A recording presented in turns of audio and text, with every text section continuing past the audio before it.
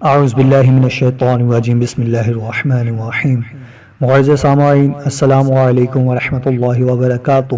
آپ سب لوگوں کا ارمان ٹی وی پہ ایک بار پھر خوش آمدید۔ آج ہم آپ کے لیے مزید 2 اور ویڈیو لے کر آئے ہیں۔ ٹائٹل تو آپ نے ریڈ کر لیا ہوگا۔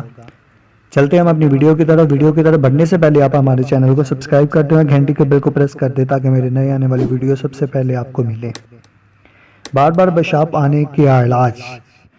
نمبر 1، روزانہ صبح و شام 1 چمچ تل اور 1 چمچ شہد ملا کر خوب چبا کر کھا لیجئے، انشاءاللہ عز و جل پیشاب معمول پر آ جائے گا۔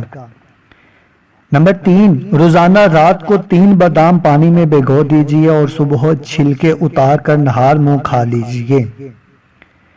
نمبر 4، سردی کی وجہ سے بار بار پیشاب آتا ہو تو باریک پیسی ہوئی دال چینی 2 ماشا یعنی تقریباً 2 گرام دودھ کے ساتھ استعمال کیجئے، انشاءاللہ عز و جل مفید پائیں گے۔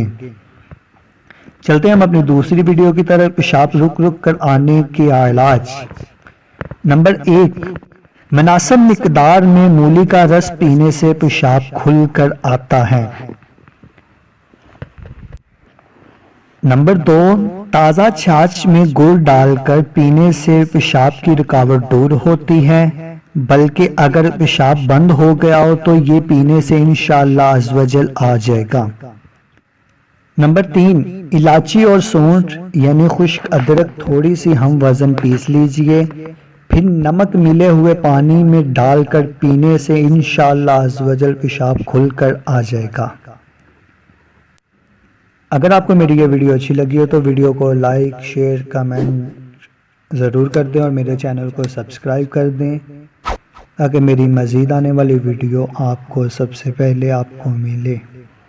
جزاک اللہ خیرہ۔